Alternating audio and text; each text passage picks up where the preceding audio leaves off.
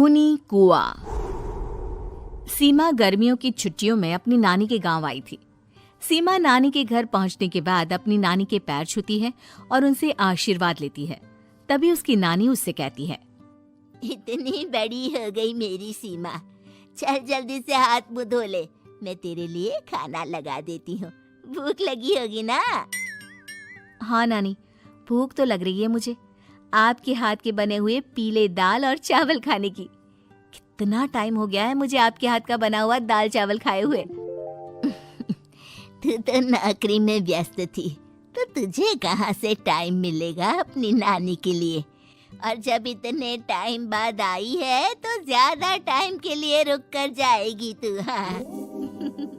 हाँ नानी, इस बार पूरे 2 महीने के लिए आई हूँ।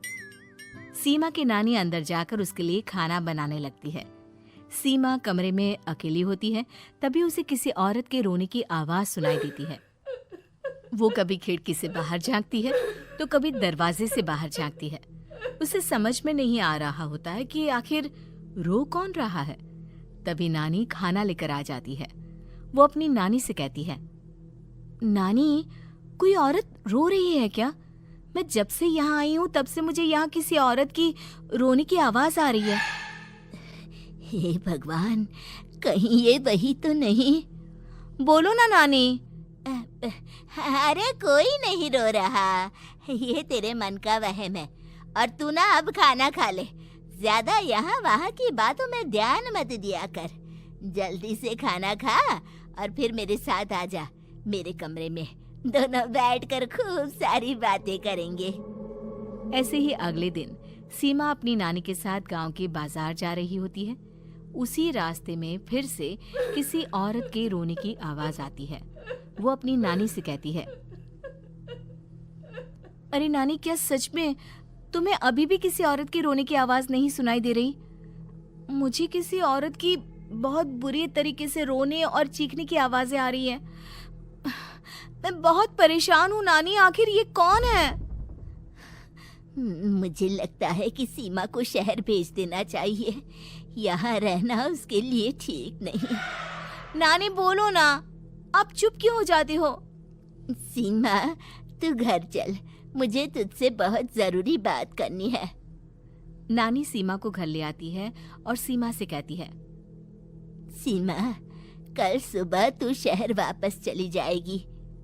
अरे अचानक? आखिर क्या बात है नानी, आप मुझे ऐसे जाने को क्यों कह रही हो? मैं बस जो कह रही हूँ उस पर ध्यान दे। तू कल सुबह यहाँ से चली जाएगी, और ये बात मैं कोई मजाक में नहीं बोल रही। तू कल जाएगी तो मतलब जाएगी। अरे नानी, चली जाऊंगी मैं, ठीक है, पर आखिर बात क्या है ये तो बता दो। मम्मी से कोई बात हुई है या फिर मुझसे कोई गलती हुई है जो तुम मुझे अचानक से जाने के लिए बोल रही हो? देख सीमा, रात बहुत हो चुकी है और मुझे इस बारे में कोई बात नहीं करनी। चल, अब चल के मेरे साथ सो जा। सुबह की बस पकड़कर तुझे शहर भी तो जाना है। सीमा को अपनी नानी का ऐसा व्यवहार देखकर बहुत ही अजीब लगता है। उसे कुछ समझ में नहीं आ रहा होता है कि आखिर उसकी नानी उसे अचानक से गांव छोड़कर जाने के लिए क्यों कह रही है। ये सारी बातें सोचते सोचते सीमा की आंख लग जाती है और वो अपनी नानी के साथ सो जाती है। ऐसे ही आधी रात को सीमा को फिर से किसी औरत की रोने की आवाज सुनाई देती है। वो उस औरत की आवाज सुनकर बार बार करवटें बदल रही होती है और तभी उसे सपने में भी एक अजीब सी औरत की परछाई दिखाई देती है, जो इतना चीख चीख कर रो रही होती है कि सीमा डरकर उठ जाती है। वो पूरे पसीने पसीने हो रही होती है। वो अपने आसपास देखती है तो घर में बिल्कुल शांति का माहौल होता है। सीमा घबरा जाती है। वो अपनी नानी को जगाने की कोशिश करती है, मगर उसकी नानी नहीं जगती। सीमा को फिर से उस औरत की रोने की आवाज सुनाई देती है। आखिरकार सीमा अपने आप को रोक नहीं पाती और वो घर का दरवाजा खोलकर बाहर निकलती है। आखिर ये माजरा क्या है? आज तो मैं पता करके रहूंगी।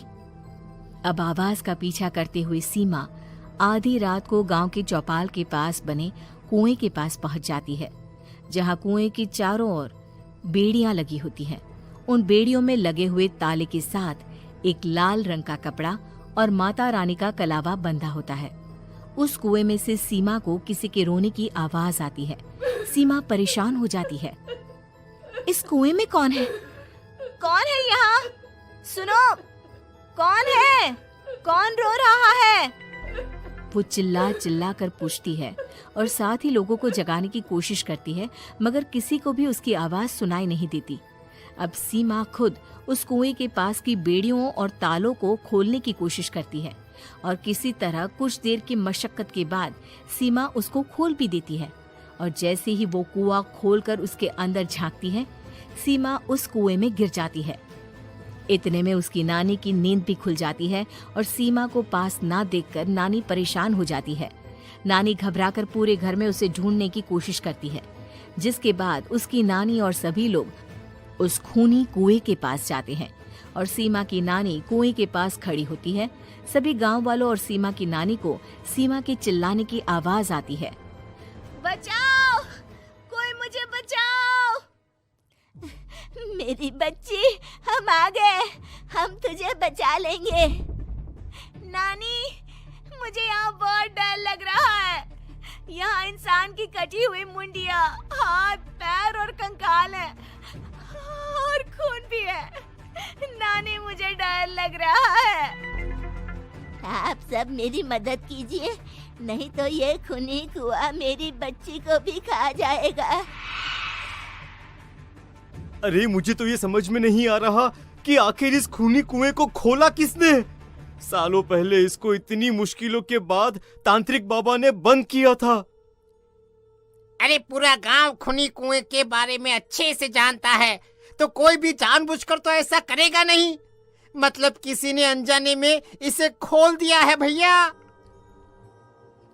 सीमा को इस बारे में मालूम नहीं था और जब से वो यहाँ आई थी तभी से उसे किसी औरत के रोने की आवाजें भी सुनाई दे रही थी।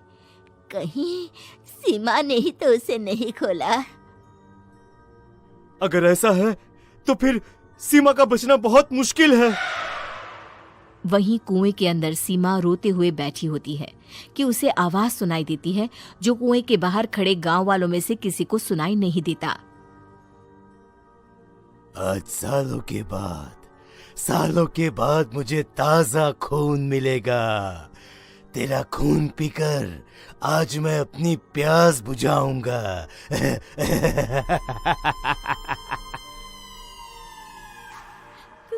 कौन है? मत मारो प्लीज, मुझे जाने दो प्लीज। मैंने किसी का क्या बिगाड़ा है? वो तुझे मरने के बाद पता चल ही जाएगा। जितने में गांव वाले और सीमा की नानी कुछ सोच पाते, उतने में उन्हें सीमा के चिल्लाने की आवाज आती है और अगले ही पल सब शांत हो जाता है। क्या हुआ? सीमा, मेरी बेटी। माफ करना बहन, लेकिन अब सीमा वापस नहीं आएगी। हमें एक बार फिर से कुएं को बंद करना होगा। गांव वाले तभी तांत्रिक को बुला कर लाते हैं। एक बार फिर अपनी शक्ति से तांत्रिक बाबा उस कुएं को हमेशा हमेशा के लिए बंद कर देते हैं और वहां एक बोर्ड लगा दिया जाता है कि यहाँ आना मना है।